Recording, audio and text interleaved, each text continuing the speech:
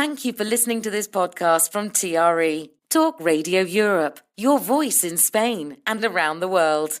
For more information, please visit tre.radio. TRE in the afternoon. Presented by Hannah Murray. Good afternoon. You are now listening to Men Talk. It's just gone 5:05, and with me in the studio today we have Luke Watkins, Simon Hitchcock and Chris Arms. Hello. Hello. Thank you all for coming in. If you're listening at home and you'd like to get involved, you absolutely can. Here's how. To contact TRE, please call 952 78 4000. Email studio@tre.radio. Send us a WhatsApp on +34 645 99 67 95. What a beautiful day, so wonderful life. Now, I always like to start with food and drink if I can, and I found an article on cheese, which made me very happy. So it says that it wasn't so long ago that our idea of serving up fancy cheese would include cubes of cheddar and pineapple on a cocktail stick.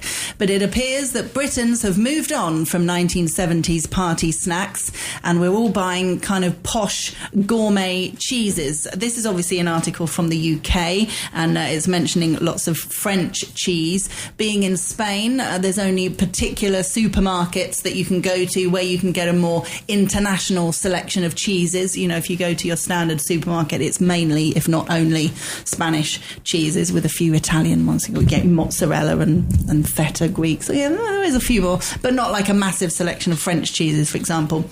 So I just thought we'd talk about cheese. Do you like cheese? Do you buy a wide selection of cheeses? Has your palate matured cheese-wise over the years, etc.? Yeah, I think our house has been accused of having mice. Oh, really? Because cheese does get eaten a lot. And we do, we do tend to seek out, you know, if you go to those supermarkets that sell non-Spanish cheese, we'll pick up those. And obviously, if you go to other ones, you can, mozzarella's kind of easy to get, but because everybody has it. But but there's a huge selection of Spanish ones. And I think, you live in a country, experience the culture, and part of the culture is the food, right? Yeah. And yes, I do remember when I was growing up, my parents having cheese and wine parties with little cocktail sticks with cheddar cheese and pineapple. And it's like, I think we've kind of moved on from that. And do you buy cheese to have as a kind of cheese board selection with crackers and things like that? Or do you have cheese to have like in sandwiches or in salads? How do you eat your cheese? I guess not cheese boards, except kind of like at Christmas. Yeah. That's kind of the typical cheese board. But other than that, no, it's cheese sandwiches or cheese on toast. You see? But would you have anything other than cheddar as a cheese on toast? Oh, yeah, absolutely. Really? Like what? Oh, there's, a good selection of Spanish cheeses. You just go into and just slice your Spanish cheese and do it that way. Or get the bag. Various supermarkets sell these bags of mixed cheeses. And you can put those on your cheese on toast. Yeah, that's quite nice. Would you add anything else? On my cheese on toast? Yeah, do you have like ketchup or Marmite or anything? Barbecue sauce. Barbecue sauce. Do my cheese on toast and then barbecue sauce on the side, and dip my cheese on toast in barbecue sauce. Simon, you look horrified at this. So I'm assuming I was rolling with Marmite, but so you would have Marmite, or you Marmite, would, sure, Marmite with cheese on toast. Yep. Nice. Worcester sauce. Yeah, that's another one. I also quite like tomatoes underneath the cheese. Yes. So they kind of go a little bit cooked, not overcooked. You don't want the bread to go soggy, though, with the tomatoes. My new style now is I toast the bread first. Controversial. So you toast the bread, then you put the tomatoes on, then the cheese, then you retoast it again. Okay. It's like double toasted. And it doesn't make the bread too not too hard. It protects it a little bit. Yeah. And it gives you that extra bit of crunch. Nice. What about tomato ketchup? No. No. Oh, God. That's just wrong, absolutely clearly. not. No, Okay. I feel like that about barbecue, to be honest with you. Really? Yeah. Okay. That's fine. It's all right. I feel like that about Marmite. There you go. And do you have a selection of cheeses, or is that only at Christmas? What kind of... No, I try and regularly buy as many cheeses as possible. Really? Yeah, I'm absolutely addicted to it. I remember, I think I must have been about 13, and it was Christmas, and I found a pot of Stilton, and I had no idea what it was. And I went through the whole thing with a spoon. Really? When you were 13? I would have hated it at that age. I can relate to that. It's like, big pots of Stilton, and then I like it now, but I didn't for most of my life. Blue cheese. Anything really stinky. There's a Christmas one that we have called Vacherin. Okay. Which is, my daughter says it smells like farts. She says, Daddy, and we have it at Christmas. My mum buys it at Christmas. Yeah. Where's it from? It's from Switzerland. Okay. And I traditionally would go back to England for Christmas, and I'd stay at my mum's house, and then I'd have Christmas Day at my mum's and stay at my brother's house. Yeah. And my mum would give me what was left of the Vacherin because she didn't really like it, and he would say, "You're not allowed to bring it in the house." So I had to have it. It smells so bad. I had to have it in a series of plastic bags outside of his back door.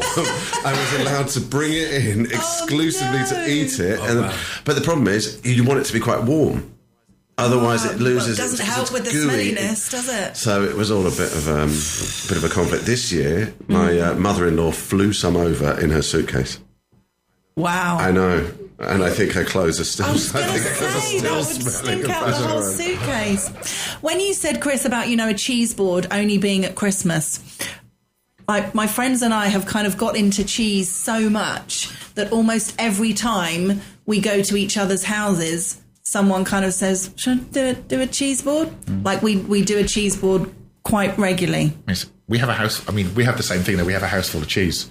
It's just like, it's like somebody goes down to the supermarket and it's like, we'll do this one and this one and this one. And then if we go to France or something, we'll bring a bunch back on the plane or something. And the French have a cheese very similar to the one you described called Roblechon, which is described as stinky feet cheese. Oh, no. See, that's off-putting. That doesn't make me want to eat it. It's great melted though. It's the kind of, if you've ever been in a French restaurant, it's where they have the hot lamp above it, and they melt it and it drips off, and then that's cool, and you drip it off onto your food. Wow, heaven! Let's go now. Can we end the show early? Let's all go to France and look for some stinky cheese. Yes, God!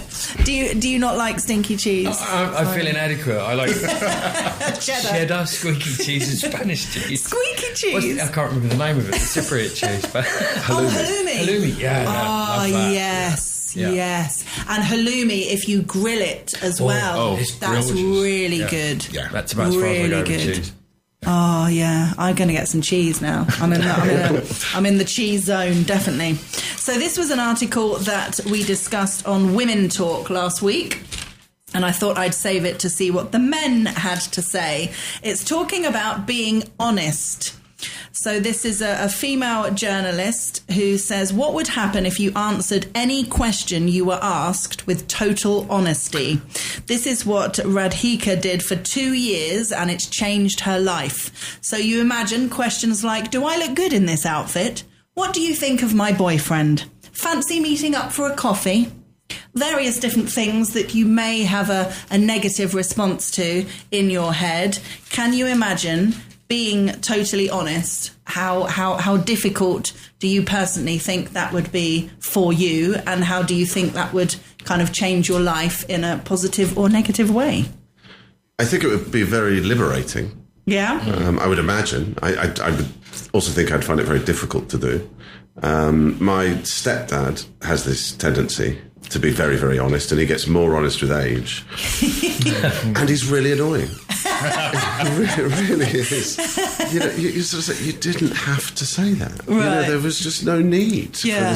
So, I think he now kind of trades on it and likes to be the irritant. Right. So he's become known for it. So it's almost become bigger than this. It's become almost farcical, his honesty. Yeah. But it is annoying. Because it can, obviously, if they're saying something not very nice, it can come across as rude sometimes, can't it? It's blunt and it's rude, and it just, I think in a society where we all do tell, white lies to some extent, as you say, do I look good in this or whatever it may be, it feels really inappropriate. Yeah. But there's just no need to kind of respond to my question like that. Something that came up last week was the idea of being invited to things, and the art of saying no in the right kind of way. So maybe being honest, but not being too honest or not being too rude. So if you're invited to a birthday party, obviously if you turn around and said, I don't want to come because I don't like you, that would obviously be kind of too much. But we kind of decided that it would be be okay to say, oh, thanks so much for inviting me, but I don't really want to come. You know, I don't like that restaurant, or I'm not really a fan of dancing if it was, you know, in a nightclub or something, or, you know, depending on the venue, you could be honest and say, oh, thanks, I'm kind of watching my pennies at the moment, so, you know, I'm going out the night before, as opposed to completely lying and saying, oh, I can't make it, I've got other plans. You haven't got other plans, you just don't really want to go to this particular thing, and kind of liberating to be able to be a little bit more honest. My mother-in-law's the same as your stepfather. We describe it as she has no filter. Yeah, yeah. And they are politically incorrect, ethically incorrect, pretty much, you know, you sit there and go, you just can't say that. It's like, I mean, I like to think we're all pretty, you know, accepting, but some of the stuff you go, it's like, you said that in the street, it's probably racist, and things like that. Yeah. And I think you're right, it does come with age, though. I think there comes a point the older people get, they just go, why do I care? Yeah, what difference? Let's just relax and stop worrying about offending people and what people think. Isn't that just an unsolicited opinion just thrown out there? Oh no, it's just she has an opinion on everything. Oh right, okay. Absolutely everything, right. Whether you want her to or not. And some of them are, to say the least, controversial. Wow. Okay. Yes, but do I look good in this question? When my wife asked me that, I just walk away. Because there's no right answer, right? Come on, I mean, there's no, whatever answer I say is going to be wrong, or she's going to disagree with it. So after the years, I've found a way to change that. You know, we've been married for over 30 years, so I found a way to change the subject or do something else, so I don't actually have to answer the question. I must be doing it wrong because I'm not married and I'm honest. Like, no, that doesn't look good. The other one looked better. But that's okay. Yeah. If you're asking an opinion, if you're saying which dress do you think I should wear, and you come out and you wear different dresses, I'm assuming that most women will want their partner to say, oh, I think the first one, well, that looks nice, let's see the next one, you know, and they go, oh no, the black one was definitely better, or whatever. If a woman's offended at that, I mean, that's ridiculous. Oh, so you don't like the blue one then, you know, I mean, come on. Yeah, that's a no-win situation. It's not. It shouldn't be. It shouldn't be. We want an opinion sometimes. Definitely. If you ask for it, then you should be okay with the answer. You don't need your partner to go, no, you look really fat in that dress. I mean, there's no need for that, obviously. Yeah. But if you're saying which one looks better, then you can say, well, that one looks better, or that one's a more flattering shape on you, or that colour brings out the colour in your eyes more. You know, you can dress it up with a compliment. For sure. As opposed to being rude. Obviously. You'll be fine. Go on. Start speaking, Chris. You can do this. This also came up last week, and I thought I definitely had to save it to chat to with you guys about. It's talking about driving, men or women. It's a perennial debate between the sexes. Who are the better drivers, women or men? Now it appears that the French have the answer, for a new road safety campaign launched across the Channel is urging men to drive like a woman to reduce the number of deaths on the road. Now, I have a confession to make. After we talked about this on the show last week, I drove away from the studio and was that close to driving into a car in front of me after I'd said what a great driver I was. So, yes, in your honest opinions, do you think men are better drivers than women in general? Don't worry, I'm not going to throw things at you. I think absolutely fine. I think it depends is the short answer. Okay. I mean, we have some longtime friends who live in Paris. She used to work for the emergency medicine people in Paris and used to drive around Paris in a car with a little blue light on the roof. And some of her driving had to be seen to be believed. Her argument was, I'm trying to get to the patient. And she freely admits she's written off Fiat 500 baths driving around Paris. And she's to some extent proud of it. And her parking, she doesn't park, she abandons. No. But again, she fully accepts that. I mean, surely Fiat 500s aren't that difficult to park. Of all the cars I guess in Paris, I mean. Okay. But yeah, so I think it kind of depends, right? I mean, I think it's also country related as well, because some countries drive way worse than others. So I'm not sure it's just a straight male-female split. It's a country split as well. I mean, last week, the women kind of the general consensus was, and obviously this is a generalisation, is that men tended to be more aggressive drivers. And women, I don't think they really put themselves down at all last week, but I think the general consensus that maybe if you had to kind of think of a negative thing, women might be a bit more... What was the word that came up? I can't remember. Kind of dawdling a little bit, like taking their time, kind of looking out the window. I don't know. I mean, it was a massive generalisation, as I say, but... I think it depends. I mean, every time my daughter's driving... my wife goes to me, well, you're clearly your father's daughter by the way you drive and the language you use in the car. Also taking after you. Really. Also taking after me, yes. So she's completely an asset. I mean, she is like, whereas our son is like my wife when he drives, but it's interesting, yeah. Very different.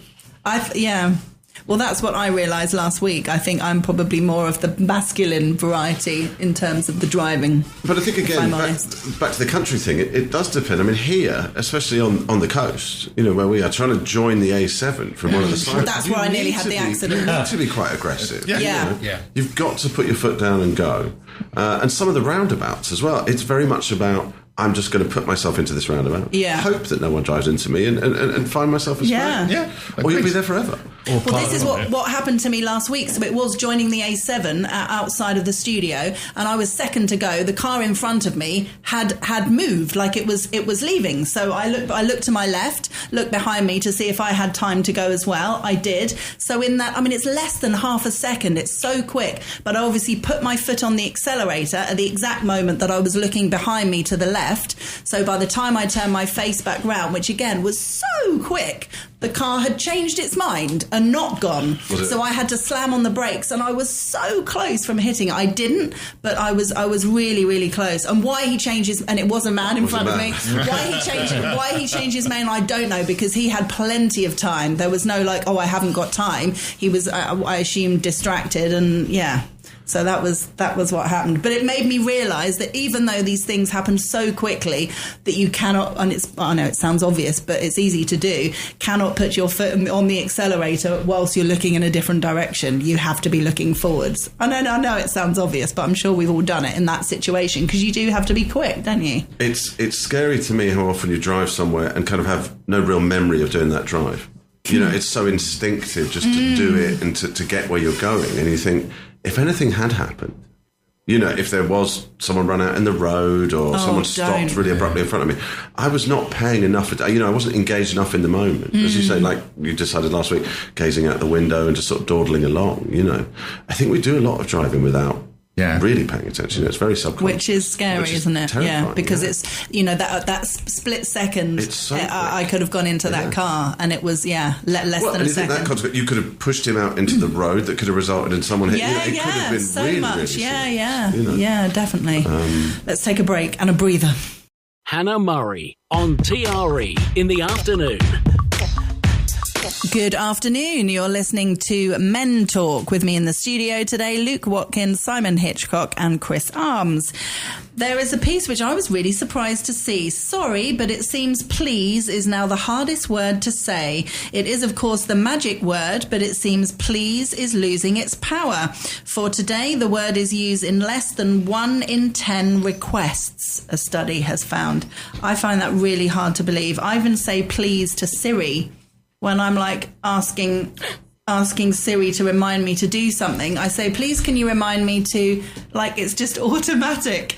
I find this really hard to believe. But so picture yourself, going and asking for a coffee or any kind of, environment where please would be a normal thing to say. Do you feel like you still say please, or do you say it less and less? I don't know. Yeah, for sure. I use it a lot. Yeah? I do, not with Siri, but with ChatGPT, I'm always saying please. And really? Yeah. Well, there you go. Saying please to a robot. It's nice. We go. Happy days. But you say it to humans as well. Yeah, it's humans as well, yeah. Yeah, good. You don't treat the robots better than the humans. No. That would be weird. You're just hedging your bets so when the machines take over, though, right? Yeah. Exactly. That one was polite. We can never go after them. You never know, yeah. Exactly. I guess tourists here who don't speak Spanish have an excuse for they don't actually have to say it. They don't know the Spanish for it, so they just don't bother. And just say it louder. Just repeat what they're saying louder. In the hope that somebody will understand it. But, no. Why does it cost you anything? I know. That's my whole point, is it costs you nothing. Yeah. And actually, why not? And everybody, I mean, surely even people that come over here on holiday will know por favor.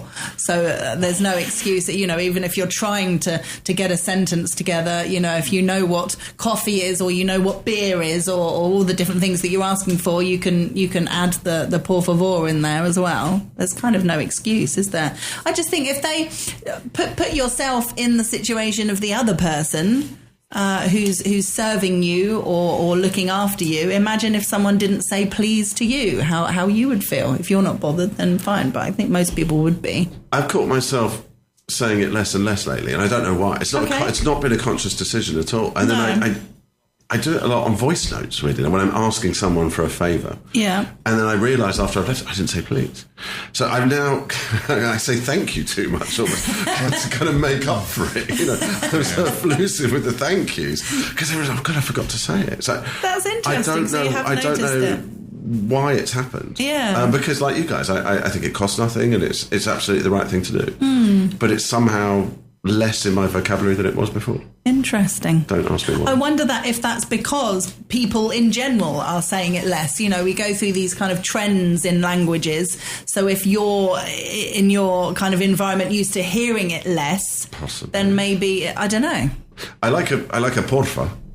More than a por favor. Okay. So I say that porfa, quite a lot. I think when I'm speaking Spanish, and back to the cafe thing or whatever, I will often say, un café con leche, porfa. Yeah.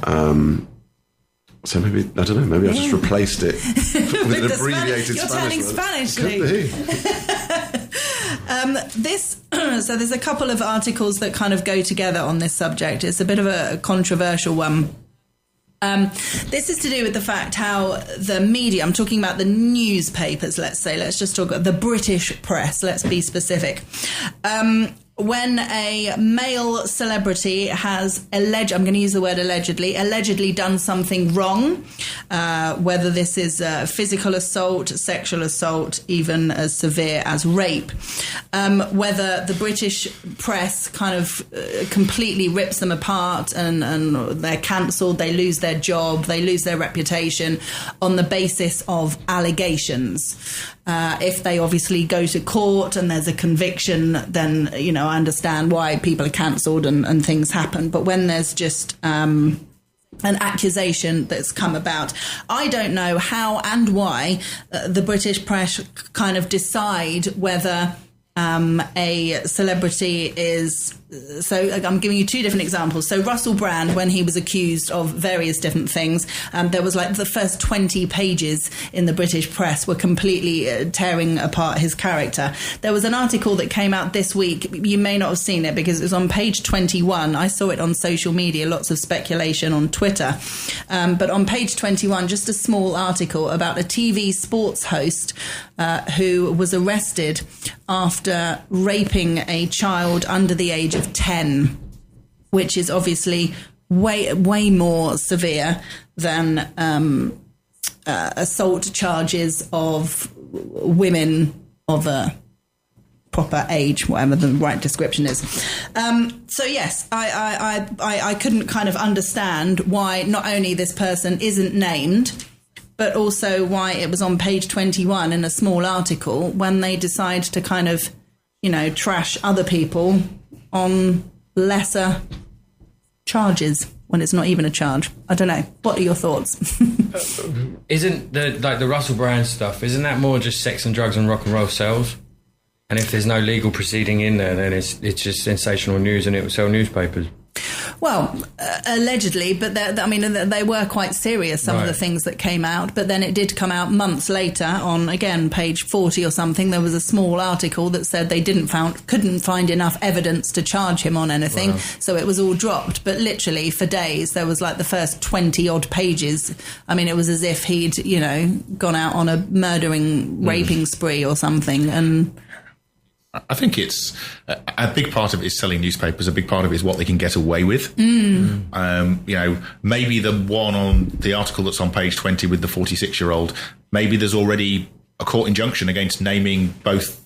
I would expect if the person's under the age of 16, there's probably a court injunction against naming the alleged victim. Yeah. But maybe there's also an anonymity order on the person accused as well. And I think that's where things are not necessarily applied consistently. Right. Because, the Russell Brand thing, right? It was speculation, and theoretically both parties were consenting. So that, I think, is different than when one party's under the age of legal responsibility and probably wasn't consenting. No, absolutely. Actually can't consent under that age, if I remember rightly. Yeah. So I think, in the two scenarios are slightly different, and who knows what will happen with that one. It might go away, but there's also, I think, a right. It's the guilty, and it's the in the press, people are almost like guilty until proven innocent, rather than the way around it should be, which is, and it's a very difficult balancing act. But a lot of it is about, and also newspapers can print one thing, the internet can print another thing, and the mainstream TV will say even less because somebody somewhere's going to litigate these days.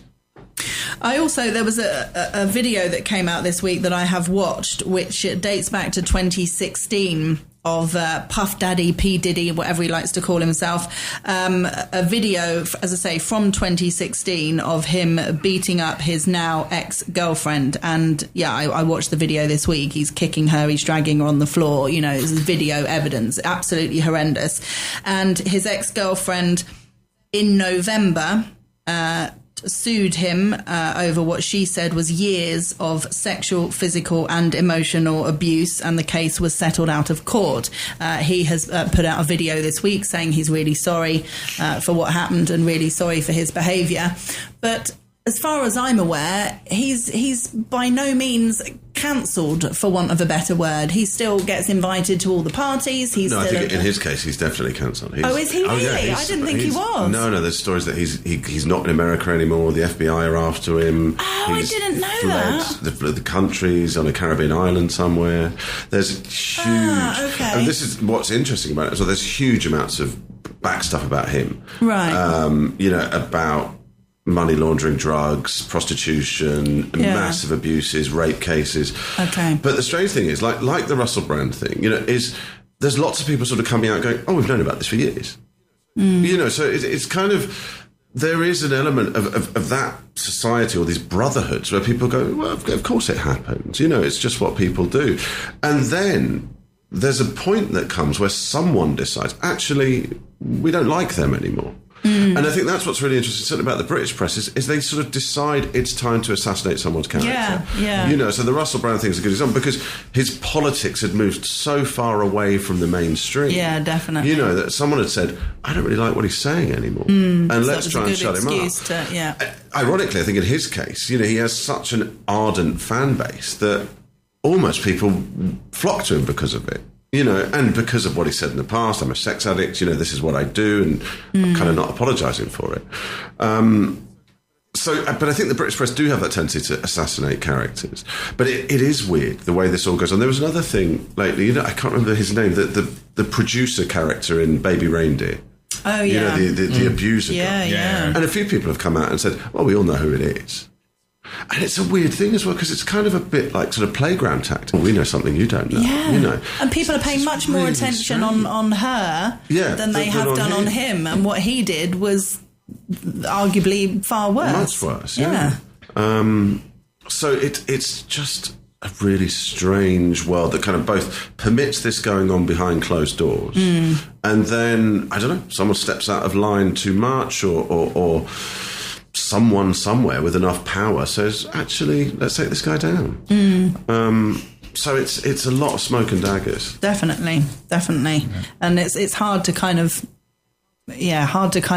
work out what's true and what's not. It depends what you read. It depends what sources you refer to as your news. I don't think Chris has put, the print media says one thing, the internet speculates like wildfire, comes up with all sorts of conclusions. TV media is much more restrained because everyone's terrified of litigation.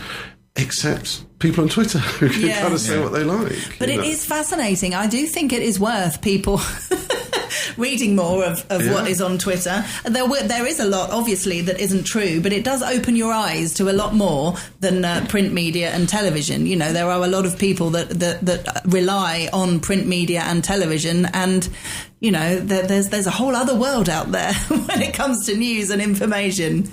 Yeah, I think there's a point as well where almost like behaviour's accepted from a group of people. You know, you think of some of the things that's gone on in the media industry, and you think of the number of media moguls in the last few years that are now doing time for... It was almost... Everybody knew it was happening, you know, the casting couch, and everybody joked about it, but there came a point where in society it almost became unacceptable, and then when it became unacceptable in society, then all of these things came out together. So some of them are people-driven, I think, as you say, where the media just decide, I don't like him anymore, I'm going to assassinate him. And some of them is societal-driven, where where it becomes unacceptable in a society terms. Yeah, with the Me Too movement. Yeah, and so many people spoke out. Like, you know, we're all of an age probably enough where we're glad that Facebook didn't exist when we were children, because all the stupid things we did don't actually exist. And mobile phone cameras and, oh my goodness, absolutely. Absolutely. Let's take a break while we contemplate that. Hannah Murray, TRE in the afternoon. Good afternoon. You're listening to Men Talk with me in the studio today, Luke Watkins, Simon Hitchcock and Chris Arms. The subject of forgiveness. The article reads, when Joan's son James was killed by a single punch to the head, the drunken stranger responsible was jailed for just 30 months. After her plea for a tougher sentence was denied, she decided to meet him, and unfathomably they began to form a bond. Now there's a hit play coming out telling their story, and it's all about the mother who chose to become friends with her son's killer. I remember doing an interview on this years ago about this whole charitable foundation all about forgiveness, where they literally put people in contact with people who have done wrong to them or their families, you know, to do with murder and things like that. And people find a massive amount of solace in forgiving the person. And it's the kind of thing that a lot of people just can't imagine at all. So, yeah, how do you feel about forgiveness? Well, I guess you need to let go of the anger. Mm-hmm. You know, it's not healthy for you. So I can understand the logic of that. But actually doing it, if you're in that situation, seems kind of unbelievable. It does, doesn't it? Being in the same room with someone who had killed a loved one of yours is... That situation you're talking about is a strange one, because, I mean, it's horrific, obviously, but it's not like there was some premeditated murder, or the guy who did it, I assume, was a psychopath. I read a bit of the article, and they were obviously drunk, and there was a fight, and I don't think his intention was to kill the guy with one punch. You know, it just happened. So tragic accident. A tragic accident. Yeah. So in that context, you know, it's possibly more explainable. Yeah. You know, because he would have felt a massive amount of guilt, which would have been horrendous for him to live with. Yeah. But the idea of I mean, even in that situation, as you said, they've taken away your son. Yeah. You know, couldn't imagine. I'm looking at Simon because all over the place with it. Well, I was thinking back. There was a book came out. There was a TED talk on it with a girl who'd been raped, and she became friends with her rapist. Wow. Yeah. To find some kind of solace and forgiveness. I don't know. I mean, I kind of go with the thing of, I think it was something to do with Buddha. If you can sit with the person who caused you harm, sit with them on a blanket in a forest and share tea and break bread with them, then you have become indifferent. You've got past it. You've transcended it. But in this case, it sounds like she's trying to get something from it, like some kind of connection back to her son. Is my feeling, but I don't know enough about it. But sounds... There's something else there. Yeah. But how do you feel about the idea, you personally then, about the idea of, forgiving someone who's done something? Because anger, again, I think is something that just does you harm in the end, to hold on to anger, bitterness, resentment. Yeah. But to truly let it go, to forgive, to see someone maybe as they are at their core. And so to see what they did to you was something that that they how do I put it? It's something that they did to you. Like good people do bad things. Yeah. So it's not this that the was a person's dynamic bad, he between did a us bad which thing. got to here, like you say, Yeah. like a lack of intention, but it went too far, and to then let it go as best you can for your own health. I remember the exact, not with the mother and the friendship thing, but the exact same incident happened when I was at school, last year of high school. 2 lads who would have been 15, I suppose, got into a fight, and one hit the other one, and he hit the ground, hit his head, and died. And they, again, he didn't want to kill him. They had a stupid drunken fight, and it was just absolutely horrendous. The whole school was like, oh, how did that happen? And it just shows how easy, I mean, obviously this doesn't happen every day, thank goodness, but it shows how easy something like that can happen. You know, a fight, if you fall on the ground and hit your head, I mean, it can so easily be game over. Yeah. I think the forgiveness scenario for me depends on the intent, right? In that scenario, right, I could probably understand the forgiveness, the playground fight, but the premeditated murder or mowing somebody over in a car, you know what? Not interested in. I'm interested in you spending as much as the rest of your life in jail as humanly possible in that scenario, and don't ever expect me to forgive you. So I think it's got to be the scenario, because with the best will in the world, just 2 6-year-olds fighting in a playground, it could easily happen. Yeah, it doesn't have to be. Adults, yeah. no. So I think in that scenario, you've got to kind of be realistic. But in the broader scenario, and I think to me, I have to put a line down the middle and say, well, that scenario, there's never forgiveness ever, and lock you up, throw the key away kind of scenario. That scenario, it's like, well, 2 kids fighting in a playground, it just happens, and there's not, and in that scenario, there's no point in being bitter about it for the rest of your life, because it was a genuine accident. Friendship seems like a weird place to get to, though, doesn't it? I mean, the friendship's a big step on from forgiveness. Forgiveness I can do, but friendship in that scenario, why? I interviewed someone, again, even more recently, but I didn't want to say this on air because I'm trying to remember the story and the exact country. It was somewhere like Rwanda. I'm pretty sure it was Rwanda, where there was horrendous like genocide and war and years ago. And I interviewed this woman who was in a relationship with a man who had murdered her family. And she said, "There's this. I know it sounds the most ridiculous thing, and it was unbelievable. There's this huge." I'm trying to think of the word. This huge movement happening there now, where there are a lot of men who kind of had no choice but to get involved in the war, and allegedly had no choice in what they had to do. If they didn't kill, they were killed themselves. That kind of scenario. And there's obviously a massive aftermath with a lot of people who were killed, and they're trying to rebuild society and rebuild the communities. And the only way to do that is for people to be able to forgive and love and live together, and people are finding themselves getting into relationships with people who had killed people. And I just found it absolutely unbelievable. But this woman said, well, he feels a massive amount of remorse. He felt like he had no choice, and he's a lovely man. And it's like, wow. Incredible, so hard to get your head around. That makes sense to me for some reason. Yeah, but I feel like the odd one out in the room. But no, not at all. That's why it's a fascinating subject. It makes sense, yeah. To build, it's like, okay, here's the line. We draw the line. You had your pressures. You had, you were persecuted. You persecuted me because you were going to be persecuted. So to get rid of the enemy over there, we unite.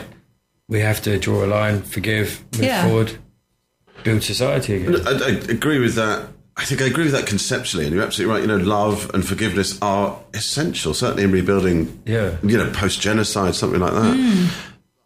But, actually doing it. I mean, imagine when the kids say, Mummy, where's your daddy?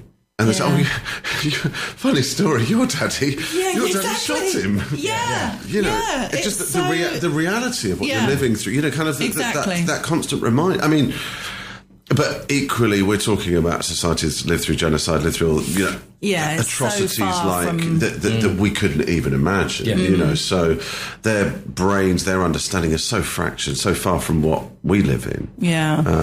It's a fascinating thing to kind of and get your head around. Some of what an incredible person to be able to do that. Yeah. You know, what a big person she is to say, you know what, that was a life that no longer happens, no longer exists for us. Exactly. And we can move beyond it. Yeah. It's amazing. Powerful stuff. Yeah, it really is. We have one more ad break. Hannah Murray, TRE in the afternoon. Good afternoon. Welcome to the last part of today's Men Talk. Now, I am very unsure how I feel about this.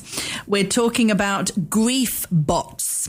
So Liz Jones, female journalist, she is describing her experience with an AI chat bot who took on the persona of her dead mother.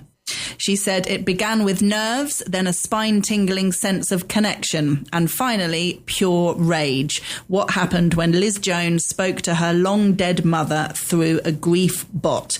That's an AI chatbot that uses personal details to simulate your late loved ones. Can you imagine doing it? Do you think it would help? Do you think it's sick? How do you feel about it? I guess I look at it from a technology perspective, understanding how you actually build AI chatbots and how they learn. And the chances today of that bot really having enough information to interact like it's a member of your family, because they basically have to learn.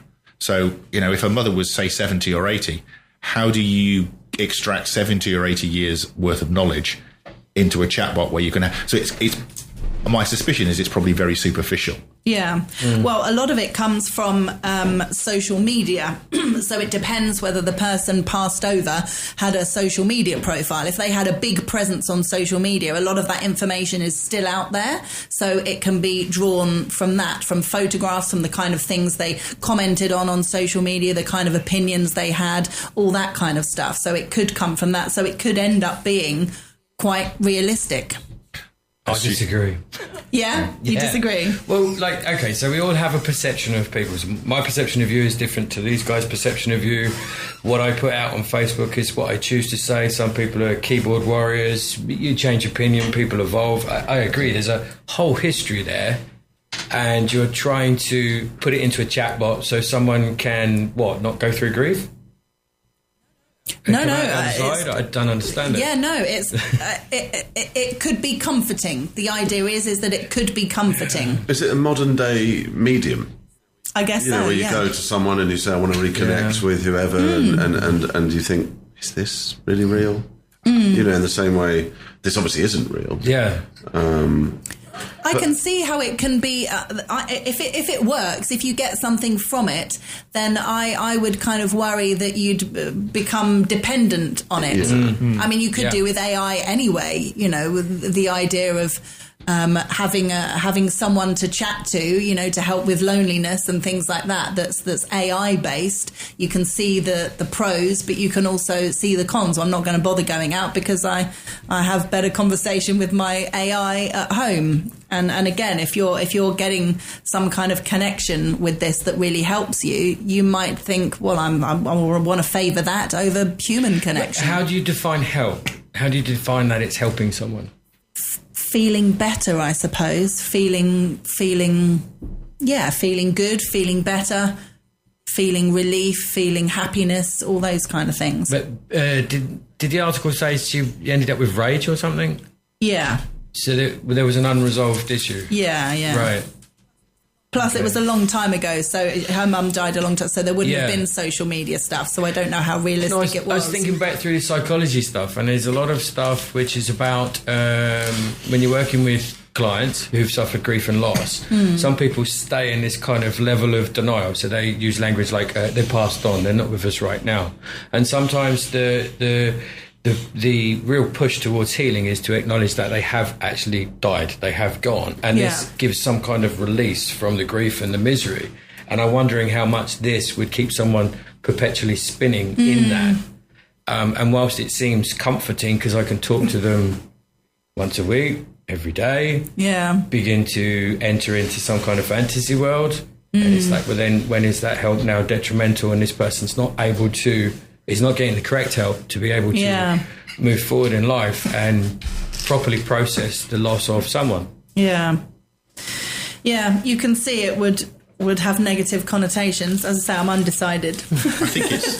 I think your point around how you use it in that ways, but I actually think there might come a point, by the way, where the technology allows you to take somebody's whole life experience and generate something that's far more realistic, and people will then say Skynet and everything else, and we'll go completely off. But that will come.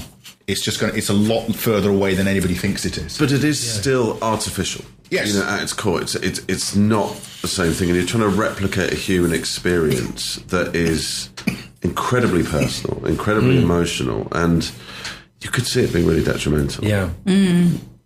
Okay. We won't try it then. We won't try it live on air as an experiment. We have 2 minutes, 20 seconds left. I'm going to move on to this one. This is something that I was discussing with a colleague at work who said that she had multiple WhatsApp groups with her partner for different things, which initially I thought this sounded utter madness as to why you would want kind of 8 different WhatsApp groups with your partner, so just the 2 of you. But she said, well, it makes it much easier to find things. And suddenly it kind of rang true that it sort of made sense. So they have one WhatsApp group for like sharing recipes and food ideas and things like that. Another one for travel ideas. We could go here on holiday. This is a nice hotel, that kind of thing. Hiking or cycling trails, they're quite outdoorsy and do a lot of things like that. So they have different WhatsApp groups depending on the different subjects. Can you see why this would be a good thing? The majority of my messages get ignored anyway, so it's just an opportunity to ignore more messages as far as I'm saying. No, I'm not up for this. No, you wouldn't be adding more WhatsApp groups. I think we have family WhatsApp groups, and the family still seems to have 3 or 4 WhatsApp groups where 80% of the people are the same in all of them for various things anyway. Yeah. So, I can't see the value. No.